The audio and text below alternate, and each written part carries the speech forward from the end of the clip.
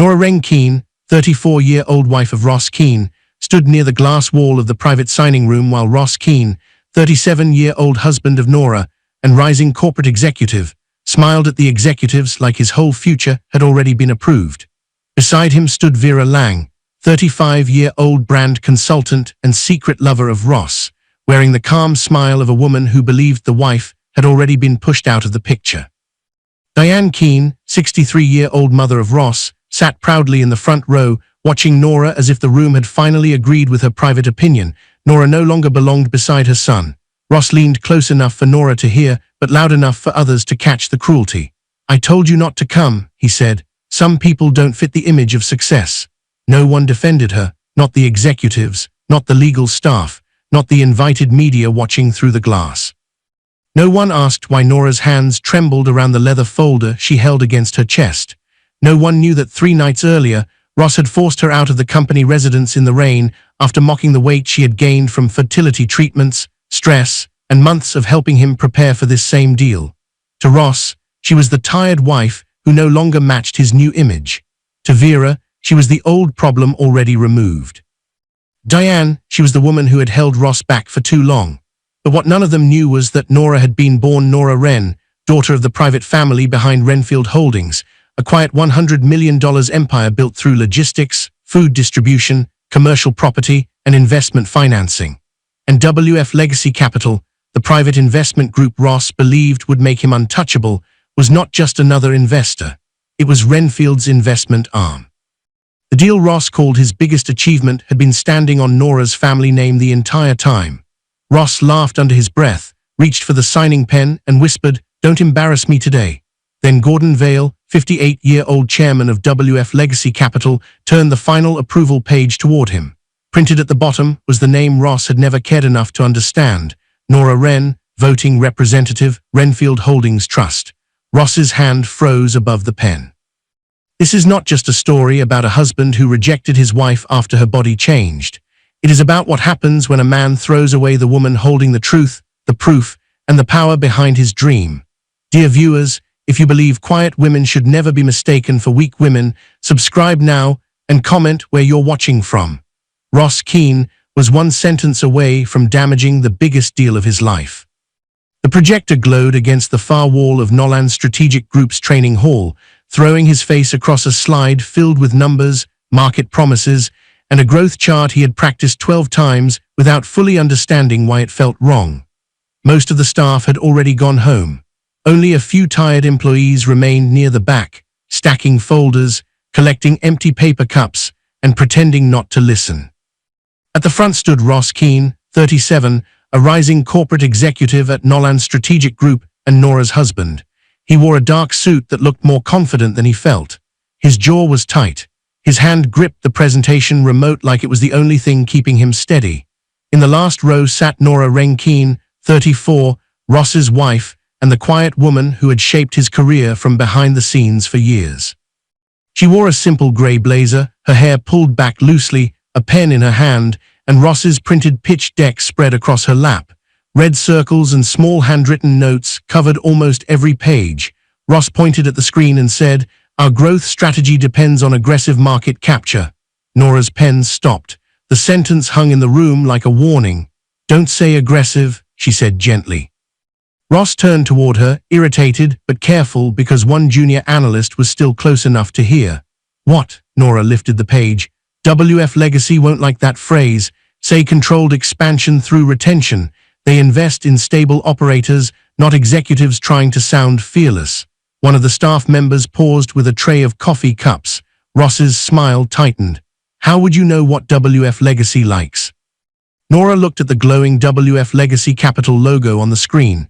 For one brief second, something crossed her face. Not fear, recognition. Then she lowered her eyes to the notes in her lap. "I read investor language carefully," she said. "Their public portfolio says enough." Ross accepted the answer because he had trained himself to accept Nora's help without questioning where her instincts came from. He knew her maiden name was Wren. He knew her parents were private people with old business connections. He knew her father had done well in logistics, but he had never asked what that really meant. He had never cared enough to connect Wren to Renfield Holdings. To him, Nora was supportive, useful and safe. She was the woman who remembered details, fixed drafts, calmed his nerves, and stayed quiet when other people praised him for work she had helped polish. At the side table, Tobin Marsh, 24, a junior analyst at Nolan's strategic group who admired Ross but had quietly noticed Nora's sharp corrections, glanced down at his own notes. He had heard Ross rehearse the same line 3 times before.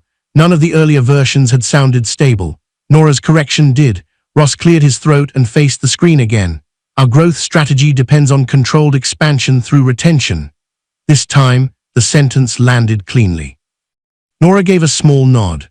Ross saw the nod and kept going, pretending the better wording had always belonged to him. As he rehearsed the next slide, Nora's mind slipped backward to the beginning of their marriage, before private investors, glass offices, and executive dinners. Years earlier, Ross had been a tired man sitting across from her in a public library with a rejected proposal in front of him. He had no powerful friends, no polished suits, and no confidence left. His shoes were worn at the edges. His voice had cracked when he said, "Maybe I'm not built for this." Nora had reached across the table, turned his proposal around, and started editing. "You are built for it," she had told him, "but this version of the plan is not." That night they stayed until the library lights blinked twice. Nora rewrote his opening, fixed his numbers, and made him practice until his voice stopped shaking. Ross had looked at her like she had saved him. Back then, being seen by him had felt like enough. She did not ask to stand beside him when clients praised him. She did not correct people who called him self-made. She let him enjoy that story because she loved how proud it made him feel. But Nora had a story of her own. Before she became Nora Keane, she was Nora Wren, daughter of Elias Wren, 64, founder of Renfield Holdings and Nora's father.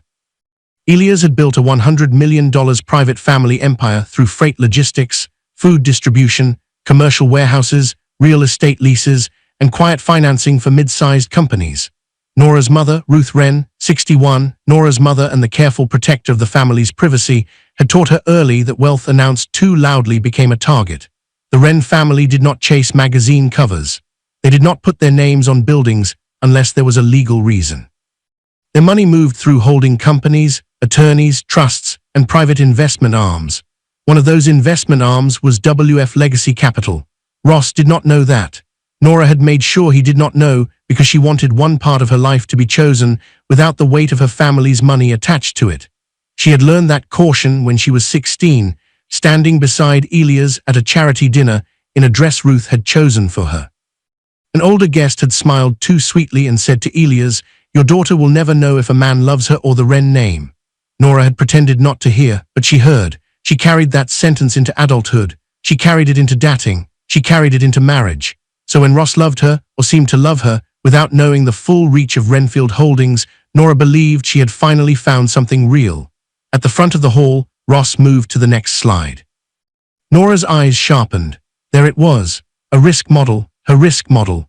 She had built the first version late at night after Ross came home frustrated because his financial projections did not answer the concerns WF Legacy had raised through Nolan's deal team.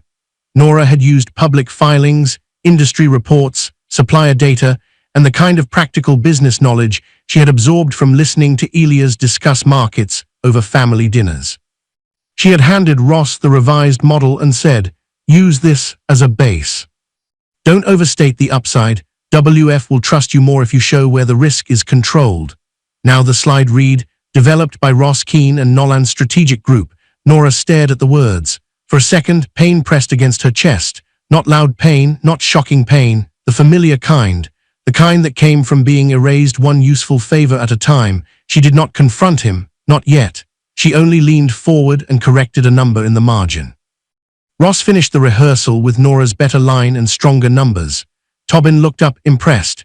"Mr. Keane, that retention answer was brilliant." Ross smiled immediately.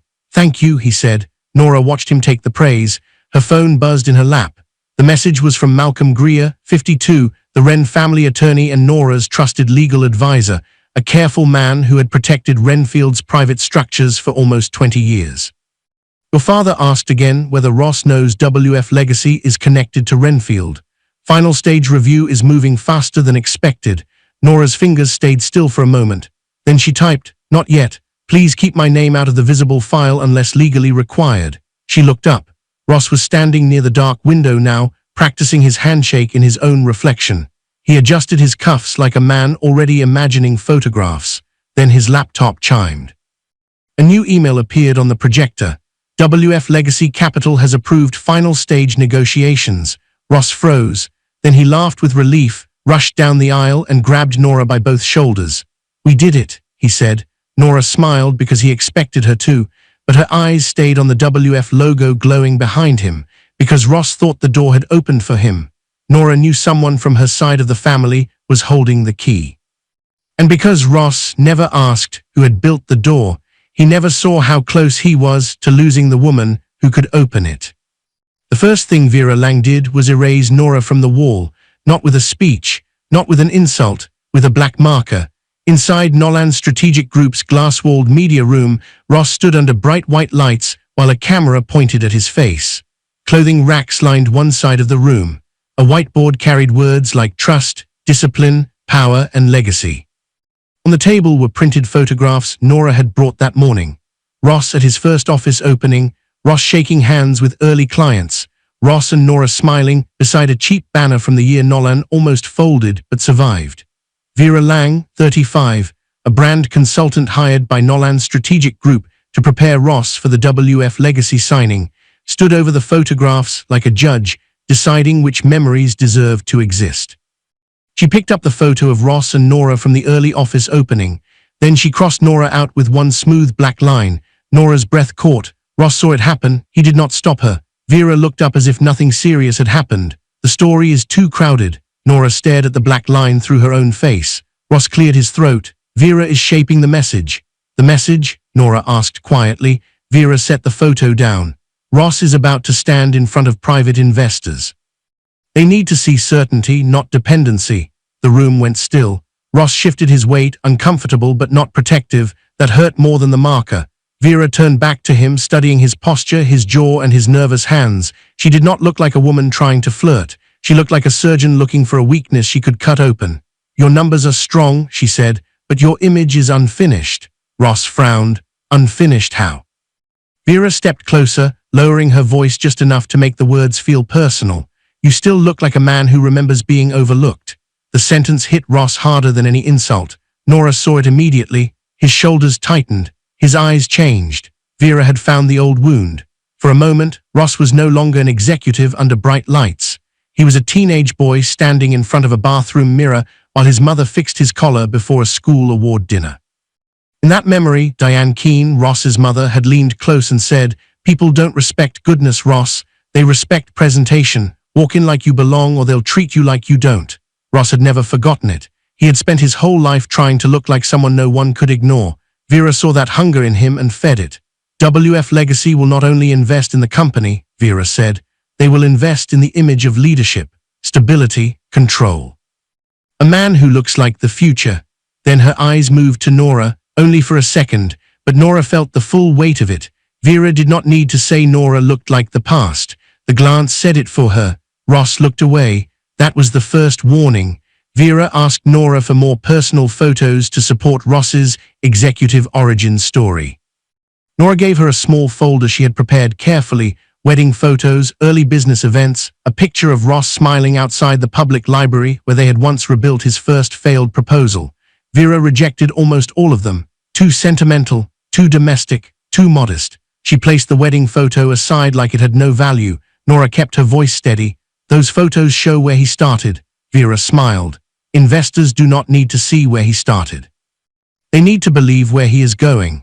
Ross nodded slowly. Nora turned to him. "You agree with that?" He did not answer quickly enough. Vera wrote a new phrase on the whiteboard. "Forward-facing leadership. We need Ross to look forward-facing," she said. Nora's eyes stayed on the board. "Does forward-facing mean unmarried?" The assistant near the camera stopped adjusting the light. Elise Park, 27, a company assistant assigned to help with the media workshop, looked down at her clipboard and pretended not to hear. Grant Bell, 42, the photographer hired to capture Ross's executive image campaign, lowered his camera and waited to see who had power in the room. Ross gave Nora a warning look, not a loving look, not a worried look, a warning. It was the first time Nora understood that Ross was not embarrassed for her. He was embarrassed by her. Before she could speak again, the glass door opened.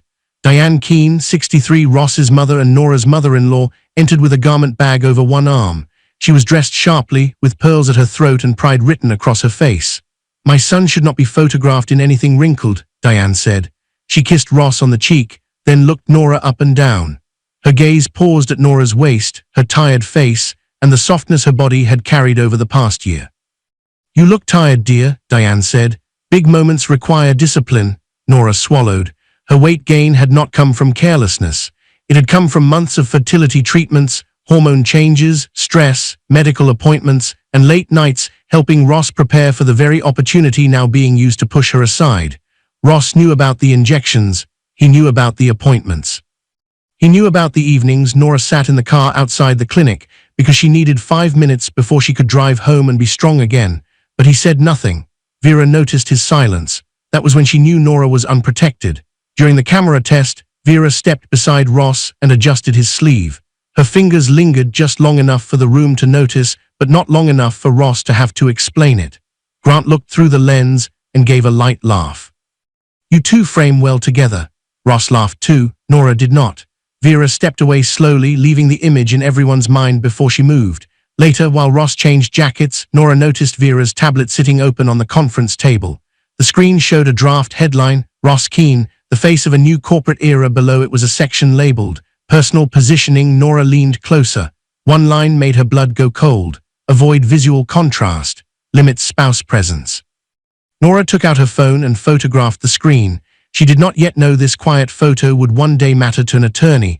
She only knew that something was being built around Ross, and she was being removed from it piece by piece. That night, as they left the building, Ross's phone buzzed. Nora was close enough to see the sender. VL Ross turned the phone face down too quickly, but not quickly enough. Nora saw one line before the screen went dark. "The wife problem is manageable."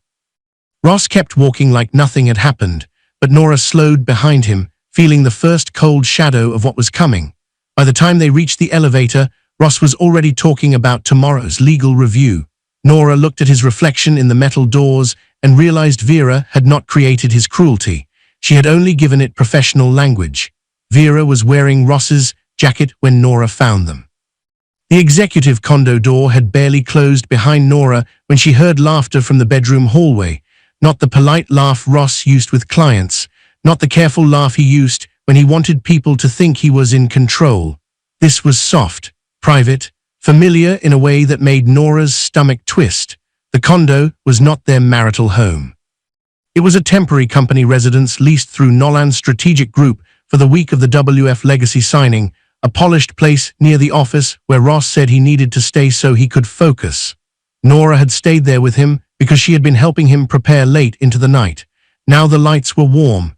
The air smelled like Ross's cologne, and near the entry wall sat a half-packed suitcase, her suitcase. Nora stood still, one hand gripping the corrected WF Legacy binder she had returned to bring him.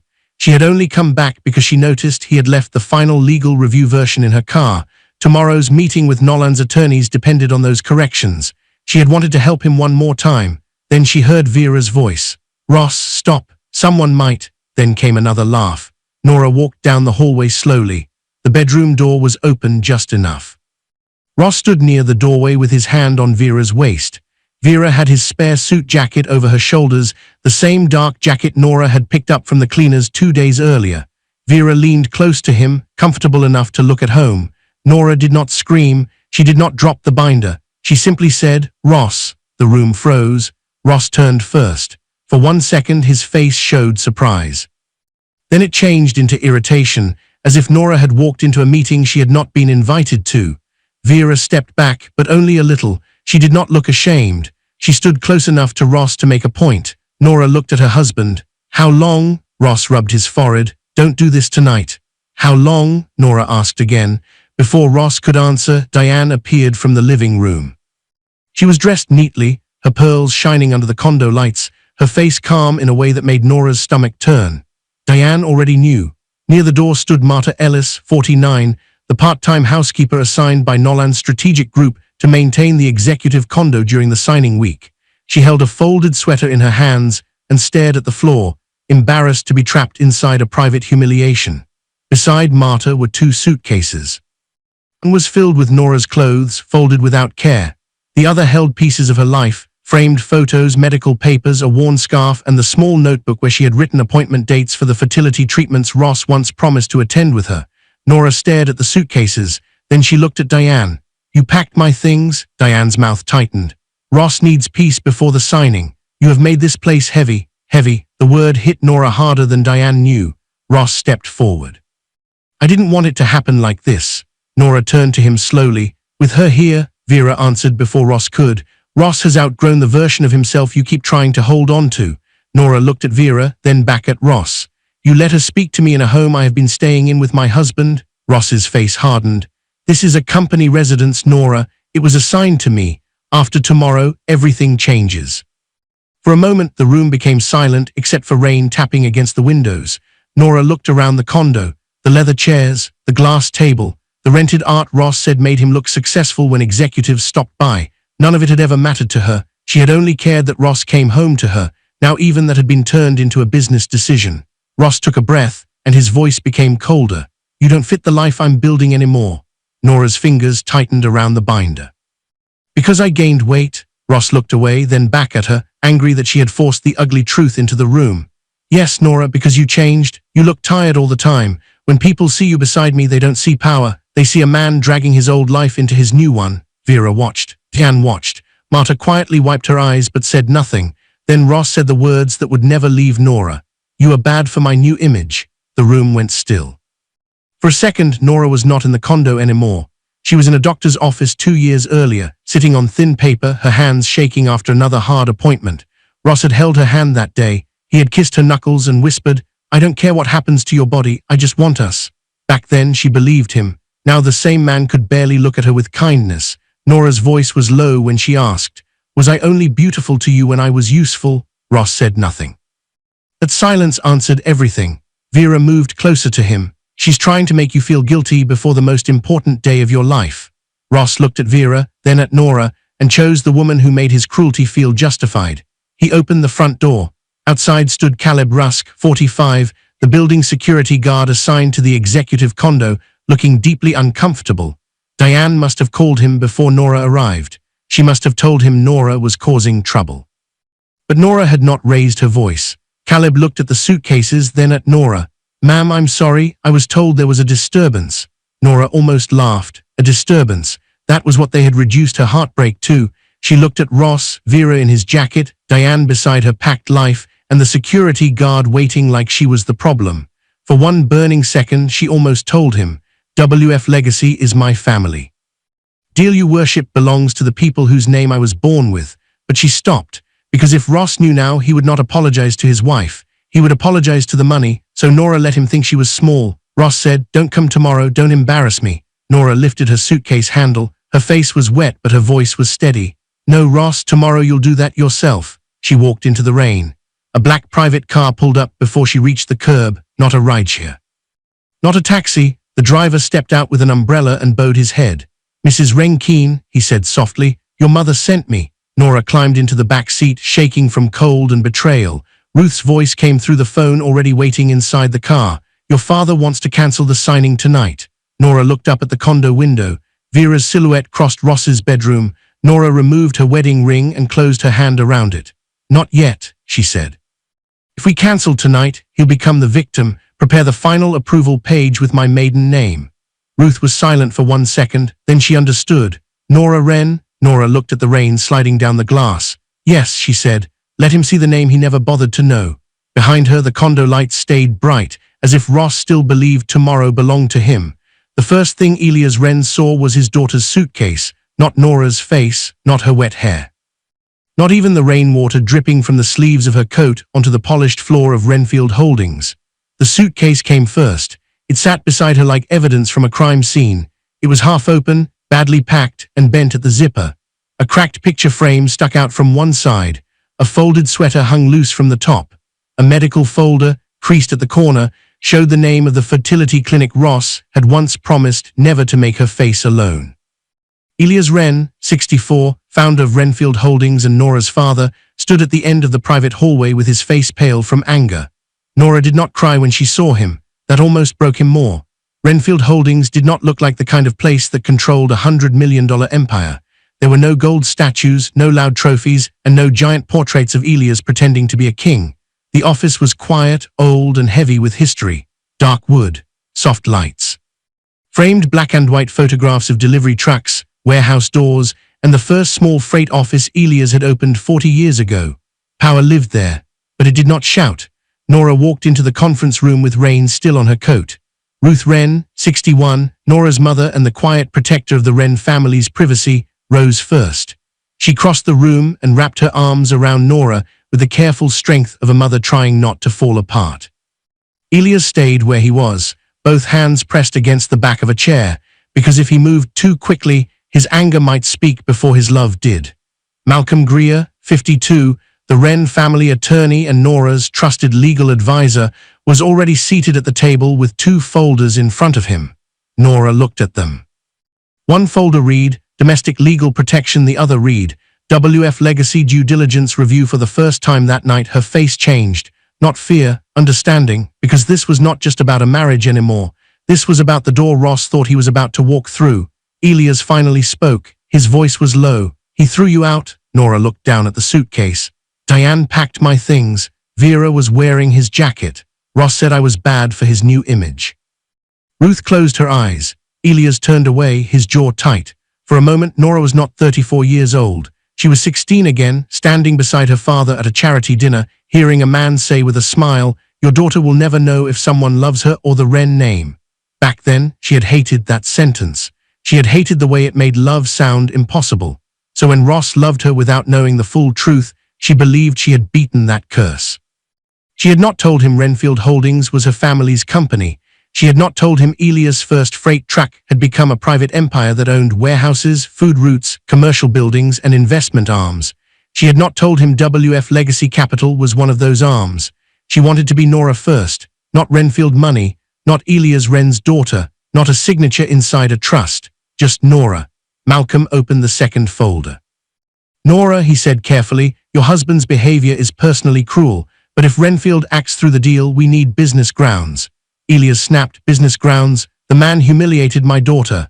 Malcolm did not flinch. And if we respond only as her family, Ross can call it revenge. If we respond as Renfield, the record must show risk, false statements, misconduct, breach of trust, or a leadership issue that affects the partnership. Nora slowly sat down. That was why Malcolm had always been valuable. He did not chase anger. He built doors that could not be kicked down.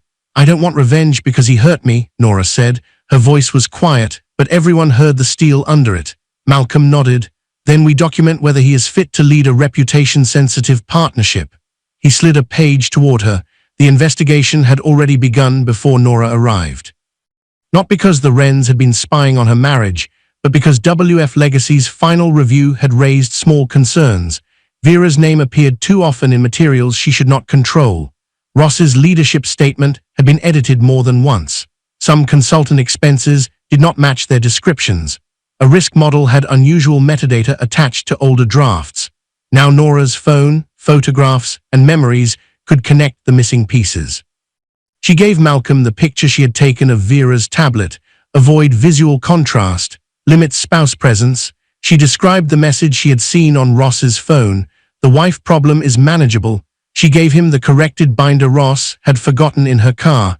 Then she placed her wedding ring on the table. No one touched it.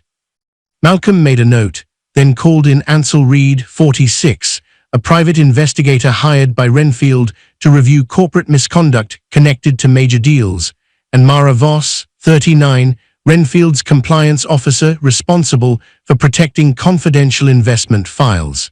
Ansel wrote everything down without drama. Mara requested building access logs, expense records, media drafts, document metadata, consultant permissions, and every file access event connected to WF Legacy materials. If Vera entered the company residence as a consultant, billed personal time as brand work, or touched restricted WF files, Mara said, this is no longer only personal misconduct. She looked at Nora with professional calm. It becomes corporate exposure. Nora listened without moving much, but inside, every fact cut through a memory. Ross smiling at her in the library, Ross holding her hand at the clinic, Ross taking praise for the risk model, Ross standing beside Vera while Diane packed Nora's life into luggage. Ruth reached for Nora's hand. "Do you want the divorce filed tonight?" Nora looked at the folder marked Domestic Legal Protection. "Prepare it," she said, "but don't serve it until after the signing." Elias leaned forward. "Nora, he threw my daughter into the rain." Nora's eyes lifted. "No," she said softly, "he threw away his wife. Tomorrow he can meet the woman he underestimated." The room fell silent. Then Malcolm's laptop chimed. Mara stepped behind him and opened the new compliance alert. Her face tightened. Malcolm turned the screen toward Nora. The report showed Vera had forwarded restricted WF Legacy briefing materials to her personal account. Malcolm's voice dropped. "This is no longer only betrayal." Nora looked at the screen, and for the first time that night, the sadness in her eyes became something colder. Malcolm closed the folder. "Now it is a corporate investigation." Outside, the rain kept falling. Inside Renfield, the name Ross had ignored had finally begun to move, and once Renfield moved, it did not need to shout for powerful people to hear it. Ross Keane woke up angry because Nora had not called. His phone lay on the nightstand beside him, silent and dark. No missed calls, no long messages, no begging, no angry voice notes, no tearful apology, nothing. For a few seconds Ross stared at the screen like it had insulted him. He had expected panic. He had expected Nora to realize what she had lost. He had expected her to ask where she could stay, whether he meant it, whether he still loved her. But the woman he had pushed into the rain had given him silence. That silence bothered him more than screaming would have. Vera Lang came out of the bathroom wearing one of his white shirts, her hair smooth, her face calm. She looked at the phone in his hand and smiled like she already understood. "She didn't call?" Vera asked. Ross locked the screen. "No." From the sitting area, Diane Keane lifted her coffee cup with quiet satisfaction. "She finally understands where she belongs," Diane said. Ross should have felt shame hearing his mother speak about his wife that way. Instead, he let the words settle in the room. Vera crossed to the window and opened the blinds. Morning light poured over the executive condo, touching the clean furniture and polished floors as if nothing ugly had happened there. "Good," Vera said. "Now we control the narrative." By 9 o'clock, Ross was back at Nolan's strategic group. The building moved around him like a machine preparing for a coronation. Assistants carried press folders. Executives rushed between glass rooms. The WF Legacy signing was now close enough for everyone to treat Ross like the man who would bring the company into a new era.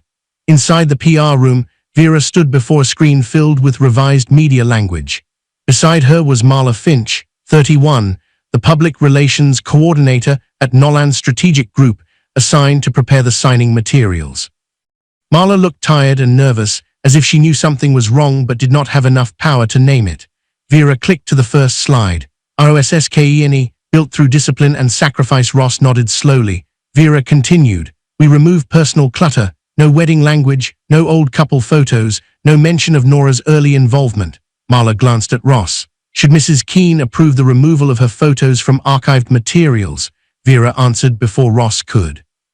"She won't be a problem." Ross heard it. He said nothing. That silence became another small signature on his betrayal. Vera moved to the next slide. "If anyone asks why Nora is absent, we say she is taking private time for health reasons." Ross shifted. "Health reasons? It sounds respectful," Vera said. "It explains her absence without inviting questions." Diane, seated in the corner like a queen mother, gave a small nod. "It is cleaner than the truth." Ross looked at the campaign line again. Ross Keane built his company story alone. For a moment, an old memory passed through him. Nora in the public library years ago, sleeves rolled up, correcting his first failed proposal while he sat across from her feeling useless. She had not laughed at him then. She had not judged his cheap shoes or his shaking voice. She had told him, "This can work, Ross, but you have to stop trying to sound powerful and start sounding clear." That night he had believed she was the only person in the world who saw him. Now staring at the PR slide, he pushed the memory away. He told himself success required clean edges, and Nora had become a messy one. "Approve it," he said. Vera smiled. Across town, Nora sat in a quiet Renfield conference room while Malcolm Greer placed documents in front of her one by one. She did not look victorious. She looked tired in a way sleep could not fix. Ansel Reed had already followed the first paper trail. Vera's invoices showed brand retreats billed to Ross's company, but the dates matched hotel stays. Access logs showed Vera entering restricted digital folders connected to WF Legacy. Building records showed her entering the executive condo late, at night more than once under Ross's authorization. Mara Voss had also pulled the metadata from the risk model Ross planned to present as his own strategic framework. The earliest version carried Nora's initials. The late-night revisions matched her laptop. The language Ross had called his strongest investor logic came from the woman he had told not to show up. Malcolm's tone remained calm. This gives us business grounds, misuse of company resources, unauthorized file access, false positioning materials, possible reputational risk, misrepresentation of authorship, failure to supervise an outside consultant. Nora looked down at the evidence. It should have made her feel stronger. Instead, it made her feel foolish. Not because Ross had fooled her with money or business, because he had fooled the softest part of her, the part that believed loyalty would be returned if she gave enough of it. Ruth sat beside her and touched her hand. "You can still stop the signing privately," Ruth said. "No room, no audience, no public wound." Nora looked at the glass wall ahead of her. For a moment, she saw Ross in her memory, laughing under bright office lights while strangers praised a model she helped create. Then she saw him last night, standing beside Vera while Diane packed her life into bags. "No," Nora said softly. "He built his new image in front of people. Let the truth meet him in the same room." Back at Nolan, Vera placed a single-page leadership integrity statement in front of Ross. "This is standard before a major signing," she said. "You confirm there are no personal conflicts, no reputational risks, no consultant issues, and no hidden matters that could affect the partnership." Ross picked up the pen, then he paused. "What about Nora?" Vera leaned closer. "She is not relevant." Diane's voice came from behind him. "She never was." Ross signed. The ink had barely dried when Vera took the page and slid it into the signing folder. He did not know it yet, but that signature would become the cleanest proof that he had lied. At Renfield, Malcolm's phone rang. He listened for only a few seconds before his face changed. Nora looked up. Malcolm put the call on speaker. Ansel's voice came through low and serious. "We found something else." Vera didn't just access the WF file, she altered part of Ross's public leadership statement. Malcolm's eyes narrowed. "Altered how?" Ansel answered. "She added a line claiming WF Legacy requested Nora be excluded from public-facing signing materials." The room went still. Nora stared at the folder in front of her. Gordon Vale had never requested that. WF Legacy had never even discussed Nora's body, image, or presence. Vera had created the lie, and Ross had approved it because it gave his cruelty a business excuse. For the first time since the rain, Nora's heartbreak stopped shaking. It became cold. Malcolm ended the call and looked at her. "This gives Gordon business cause to pause Ross's authority before any final signature," he said.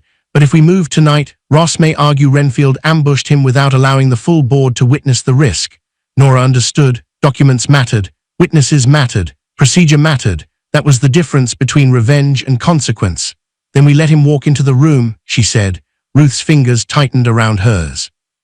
Elias stood behind her, silent but proud in a way that did not need words. Nora looked at the final approval page on the table. At the bottom, Malcolm had prepared the name exactly as she requested. Nora Wren, voting representative, Renfield Holdings Trust. Nora touched the page, but did not sign yet. Not because she was afraid, because she wanted to remember the last moment before Ross learned what he had thrown away. Somewhere across town, Ross was still smiling, unaware that the lie written to erase his wife had just opened the door to everything he feared. And by the time he reached for the signing pen, that door would already be closing behind him. "Do not cancel the deal tonight." Malcolm Greer's voice cut through Renfield's legal conference room before Elias Wren could reach for the phone. Elias stopped with his hand halfway to the receiver. His face was tight with the kind of anger that had built companies, survived betrayals, and buried weaker men in contracts. On the wall behind him, printed emails, access logs, hotel receipts, draft speeches, consultant invoices, metadata reports, and contract pages had been arranged in neat rows. Yellow highlights marked the places where Ross Keane and Vera Lang had turned a private betrayal into business evidence. Nora Renkeen sat at the end of the table, still wearing the black sweater Ruth had wrapped around her after the rain. Her hair was dry now, but she still looked like a woman who had walked through a storm no towel could fix. She looked small in the large leather chair, but no one in that room mistook her for weak. Elias turned on Malcolm. "That man threw my daughter out like she was nothing. Why should I let him walk into that signing with a smile?"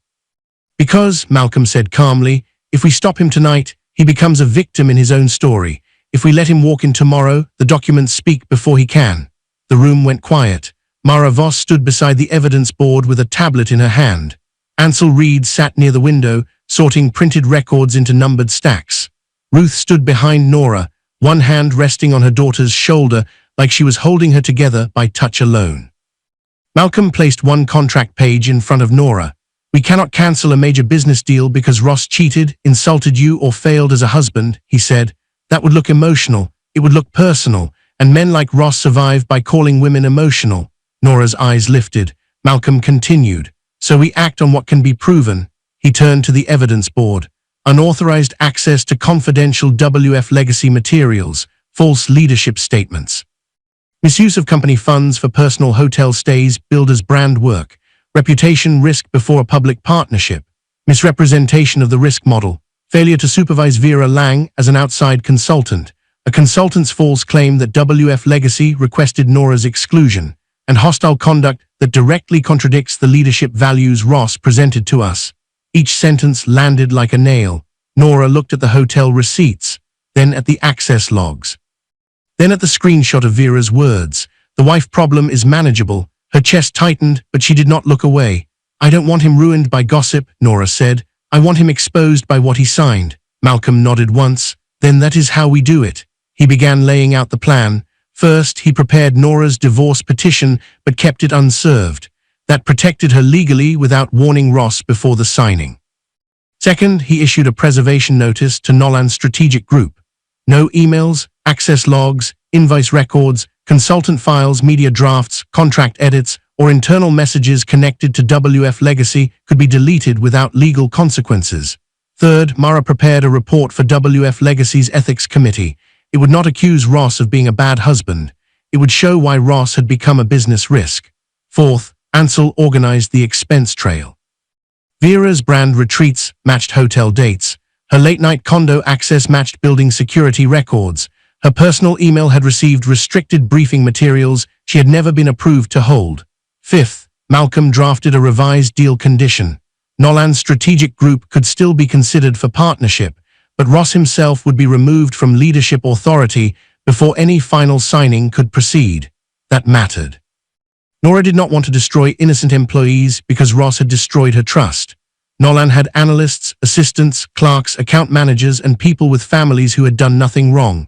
Her revenge had to be clean. That was what made it powerful. It was not rage. It was correction. For a moment, Nora's mind drifted back to the first time Ross had called her his good luck charm. He had said it after she helped him prepare for a client meeting he thought he would lose. Had kissed her forehead in the parking lot and whispered, "I don't know what I'd do without you." Now she knew the answer. He erased her, he replaced her, then he called it growth. Across town, Ross stood in Nolan's private media room with Vera beside him, rehearsing the speech he believed would make him untouchable. Vera held a card in her hand. "Try this line." Ross looked at it. Vera smiled. "This deal proves that discipline means knowing what to leave behind." Ross repeated it slowly. "This deal proves that discipline means knowing what to leave behind." He smiled. "That's strong." Vera smiled back. "It sounds like leadership." Neither of them understood how cruel the line would sound when Nora heard it. Diane entered carrying a list of invited guests. "I spoke with the PR team. A small group of executives and select media will be there tomorrow. Not too many, just enough to make the moment visible." Ross liked that. He imagined cameras, applause, handshakes, and headlines. Vera touched his sleeve. "Tomorrow, they see the real you." Ross looked at his reflection in the glass wall and believed her. Back at Renfield, Malcolm placed one final page on the table. It was clean, simple, terrifying.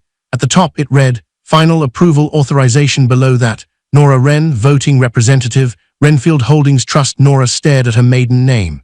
For years, she had hidden it to protect her marriage from money. Now the name she had buried was the only thing standing between Ross and the future he thought he deserved. Elia's voice softened. "You do not have to be in that room." Nora swallowed. "Yes," she said, "I do." Ruth squeezed her shoulder. Malcolm slid a pen toward Nora.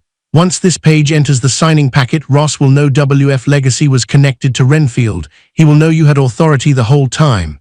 Nora picked up the pen. Her hand trembled once, then steadied. Malcolm asked, "Are you ready for him to see this?" Nora signed her name. Then she looked at the page, at the name Ross had never cared enough to understand. He should have learned my worth, she said, before he learned my last name. Outside the conference room, Mara's phone buzzed with one more alert from compliance.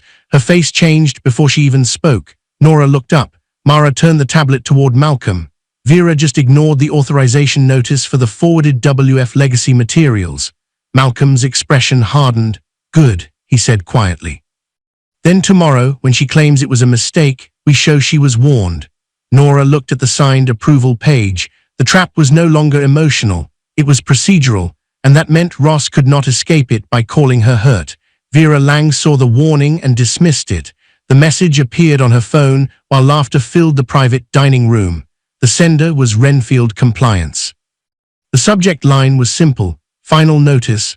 Authorization required for WF legacy file access for 1 second. Vera's smile slipped. Then she looked across the table at Ross, who was laughing with 2 Nolan executives, his empty ring finger resting beside a glass of sparkling water. Diane sat near him, proud and still, watching her son like he had already become famous. Vera locked her phone and placed it face down on the table. Not tonight. Tonight was for winning. The private dinner had been arranged to celebrate Ross before the WF legacy signing. The room was dim, expensive, and quiet enough for people to feel important when they lowered their voices. Press folders sat beside each plate. Small name cards had been placed carefully. A framed photo of Ross, alone in a dark suit, stood near the entrance like a campaign poster. Nora was nowhere in the room. Not in the photo, not in the speeches, not in the story. Vera sat beside Ross, not across from him. Everyone noticed. No one said anything. Ross was too valuable now. Nolan's strategic group believed WF legacy would bring money, influence, and national attention. People who once might have whispered about Nora now smiled at Vera because they thought she was part of the future. Diane noticed too, and she smiled. Vera lifted her glass first. To Ross Keane, she said, her voice smooth and bright. A man brave enough to step into the life he deserves. The executives clapped. Ross lowered his head with a practiced humble smile. Diane raised her own glass. And brave enough, she added, to leave behind what no longer fits. The words landed softly, but Ross felt them. For 1 short second, he saw Nora in the rain, her hand on the suitcase, her face wet, not begging, not screaming, just looking at him like she had finally seen the truth. His smile weakened. Then Vera touched his hand under the table. Her fingers were warm. Her message was clear, do not look back. Ross breathed in and let the guilt disappear. Across the room, Marla Finch approached with the final media packet. She held it carefully, as if the paper itself made her uncomfortable. Final public materials for tomorrow, she said. Ross opened the folder. The first page showed his official photo. Alone. The second page gave his quote, discipline means knowing what to carry forward and what to leave behind. The next pages told his story, his rise, his discipline, his sacrifice, his lonely climb. There was no mention of Nora editing his first proposal in a public library, no mention of her helping build the risk model, no mention of the early office opening where she stood beside him when no one else believed in him, no wedding photo, no wife, no we, only Ross. Marla shifted on her feet. Should we keep at least one family reference? Some older company bios mention Mrs. Keane's support during the early years. Vera's eyes sharpened. That is outdated, Tian nodded. Very outdated. Ross looked at the packet again. A memory rose before he could stop it. Nora sitting across from him years ago, eating cold fries from a paper bag while helping him rewrite a proposal. She had been tired then too, but happy. She had tapped the page with her pen and said, one day you'll walk into a room and they'll listen. Back then he had reached for her hand and said, only if you're there. Now he signed the approval line at the bottom of the media packet. He did not say her name. At Renfield Holdings, Nora sat in a quiet office with the final approval folder on the desk before her. The room was warm, but she felt cold. Not from rain anymore. From the strange emptiness that came after betrayal. Ruth stood behind her with 2 suit covers hanging from one hand. One was deep blue, one was black. You do not need to dress like you are fighting him, Ruth said gently. Nora touched the black suit. I'm not fighting him. Ruth looked at her daughter's face. No, she said, you're ending the lie. Nora looked down at her bare ring finger. The skin still carried a faint mark where her wedding ring had been. Ruth sat beside her. Do you still love him? Nora did not answer quickly. For a while, the only sound was the soft hum of the office lights. Finally, Nora said, I loved who I thought he was. Her voice did not break, but her eyes filled. I'm grieving a man who may never have existed. Ruth reached for her hand. Nora let her. Malcolm entered carrying a thick folder. He placed it on the desk with care. "The investigation file is complete enough for tomorrow," he said. "Once this is presented, Ross may lose the deal, his authority, and any claim that he was misled by personal emotion." Nora looked at the folder. It was strange how quiet justice looked. No thunder, no shouting, just paper, dates, signatures, access logs, receipts, the slow truth arranged in order. "He chose image," Nora said. "Let him meet consequence." Back at the dinner, Vera's phone buzzed again. Another Renfield compliance message appeared. "System retention notice. Forwarded WF legacy materials preserved for review." Vera's face tightened. This time she did not dismiss it as easily. Ross was standing now, ready to make one final toast.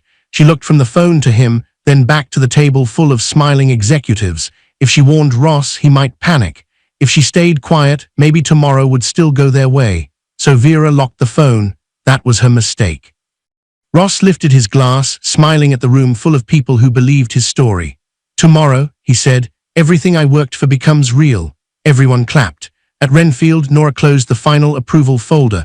Her black suit hung behind her like a shadow waiting for morning. "Tomorrow," she whispered, "everything he lied about becomes visible."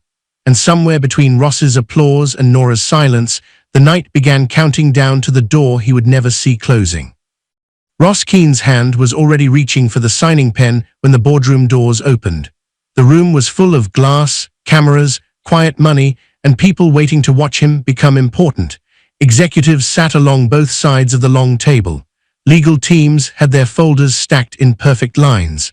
Outside the glass wall, invited media waited with cameras ready for the final handshake. No one had been allowed inside yet, but everyone could see the room clearly enough to know when the celebration began. Ross stood near the head of the table like the room belonged to him. Vera stood close beside him, smoothing the front of his jacket with careful fingers.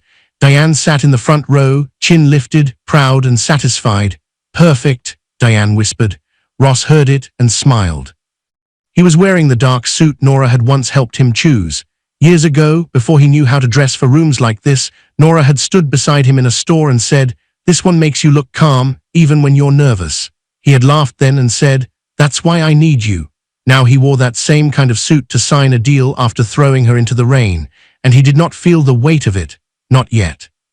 At the center of the table sat Gordon Vale, 58, chairman of WF Legacy Capital and the senior executive responsible for leading the signing on behalf of Renfield's investment arm. He was calm, silver-haired, and serious in a way that made even powerful people sit straighter.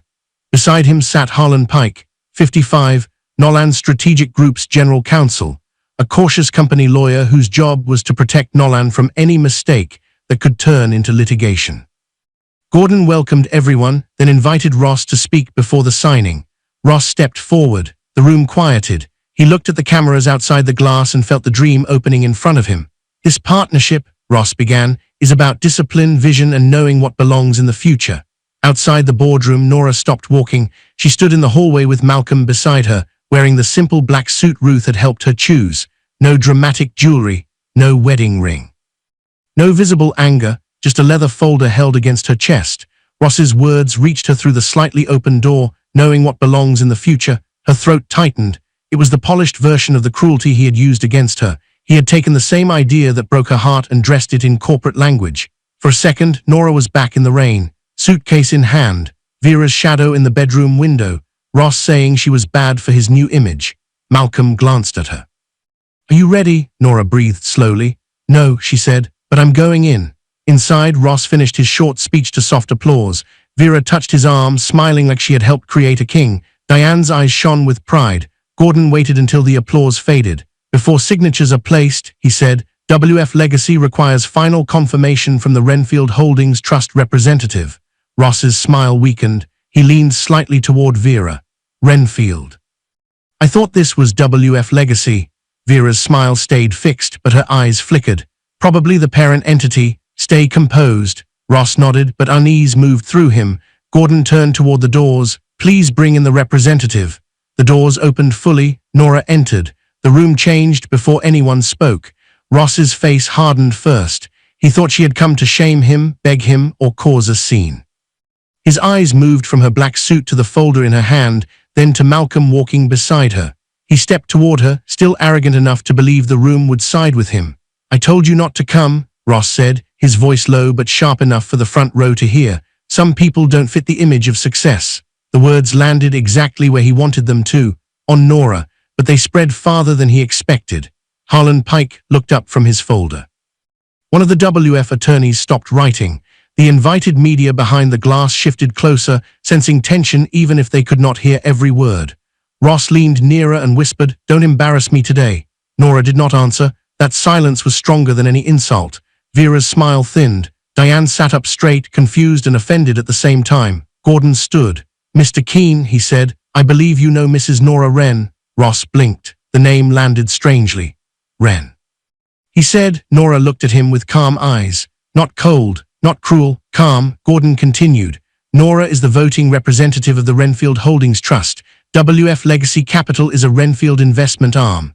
The boardroom went silent. Ross's eyes moved to the contract folder in front of him. One of the attorneys turned the final approval page toward him. The name was printed clearly. Nora Wren, voting representative, Renfield Holdings Trust. Ross stared at it. His hand, still hovering above the silver pen, froze. For a moment, nobody moved. The man who had told Nora she did not fit his future was now standing in front of a future that needed her authority. Diane's mouth opened slightly. Vera stepped back half an inch, as if distance could protect her from what was happening. Ross looked at Nora, searching her face for the woman he had packed out of his life. But she was not standing there as the wife he had dismissed. She was standing there as the name he had never cared enough to understand. "Nora," he whispered, "you never told me." Her eyes softened for one painful second. "You never asked who I was," she said. "You only decided what I was worth." Ross swallowed. The words hit harder because she did not raise her voice. He looked around the room. Executives watched him. Lawyers watched him. Vera watched him with panic beginning to show. Diane looked like she had aged 10 years in 1 minute. Ross tried to recover. "This is personal," he said quickly. "She's my wife." Malcolm stepped forward and opened the investigation folder. "No, Mr. Keene," he said calmly. "This is now a corporate risk review." Harlan Pike's face tightened. Gordon sat back down. Nora looked at the silver pen Ross still had not touched, and for the first time Ross understood that the signing had not been delayed. It had become a hearing. "Remove her from this room." Ross said it too loudly. The words hit the glass walls and came back smaller than he expected. No one moved, not the executives, not the legal team, not Gordon Vale, not even Vera, who had stood beside him all morning like she owned the future. Nora stayed where she was. Malcolm stood beside her with the investigation folder open in his hands. His face showed no anger. That made him more dangerous. He was not there to insult Ross. He was there to place every lie on the table and let the room see what Ross had built his image on. Gordon looked at Ross calmly. "Mr. Keene," he said, "this review will proceed." Ross's face tightened. He looked toward the glass wall where the invited media waited outside. They could not hear everything, but they could see enough. They saw Ross's smile disappear. They saw Nora standing beside Renfield's legal team. They saw Vera step back. Room that was meant to crown Ross was now beginning to judge him. Malcolm turned the first page. "First concern," he said, "unauthorized access to confidential WF legacy materials." Vera's head snapped up. "That is not true." Mara Voss walked to the screen and connected her tablet. Access logs appeared across the boardroom display. Vera's name appeared again and again beside folders she had no permission to open. Vera's face changed. Ross looked at her. "Vera," she did not answer. Malcolm continued. "These files were accessed outside the approved scope of your consulting contract. Some were forwarded to a personal account after compliance requested authorization." Gordon looked at Vera. "You ignored multiple compliance notices." Vera swallowed. "I was preparing Ross for the signing," Mara answered calmly. "Not with files you were not authorized to hold." A low murmur moved through the room. Ross felt the first crack under his feet. Malcolm turned another page. Second concern. Company expenses billed as brand retreats appear to match private hotel stays. The screen changed again. Dates, charges, invoice notes, hotel names, consultant billing codes. Ross's eyes moved over the records and the room watched him understand what they already suspected. Vera looked away. That one movement hurt him, not because he loved her deeply, but because she had been part of the image he chose. Now even that image was peeling apart in public. Ross's voice came out sharp. "This is irrelevant." Malcolm placed another document on the table. "Third concern. You signed a leadership integrity statement claiming there were no personal conflicts, no reputational risks, no consultant issues, and no hidden matters that could affect the partnership. Ross stared at his own signature. His throat moved. My marriage has nothing to do with this deal. For the first time, Nora spoke. Her voice was soft, but it carried across the room. Your marriage did not endanger the deal. Your lies did. Ross looked at her then, really looked. For a second, he saw the woman from the public library, the woman who had stayed late with him, the woman who had believed in his small dreams before anyone invited him into big rooms. Then he saw the black suit, the Renfield folder, the bare ring finger. The woman he had pushed into the rain had come back as the truth he could not remove. Malcolm continued. Fourth concern.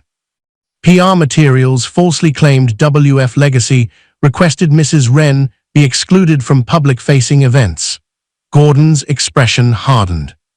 You made no such request.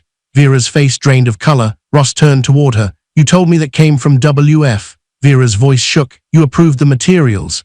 You said it was what they wanted. And you signed it, she snapped. There it was. The alliance broke in front of everyone. Diane leaned forward, panic finally cutting through her pride. This is humiliating. This should be private. Nora turned to her. You made my removal public, she said calmly.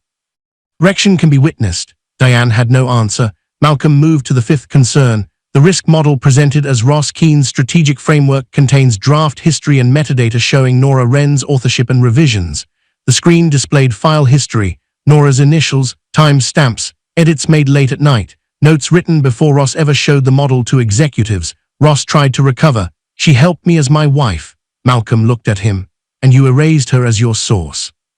The line landed harder than accusation because it was exact. Ross gripped the back of his chair. The sixth concern followed. Witness statements from staff, notes from the image workshop, the photo of Vera's tablet, avoid visual contrast, limit spouse presence, the message Nora had seen, the wife problem is manageable. Security records from the night Nora was removed from the company residence. Nothing was shouted, nothing needed to be. The documents did what anger could not. Holland Pike slowly closed his folder. His face had changed from legal caution to corporate alarm. Gordon closed the file in front of him. WF Legacy cannot proceed with Mr. Keene as the face or lead authority of this partnership.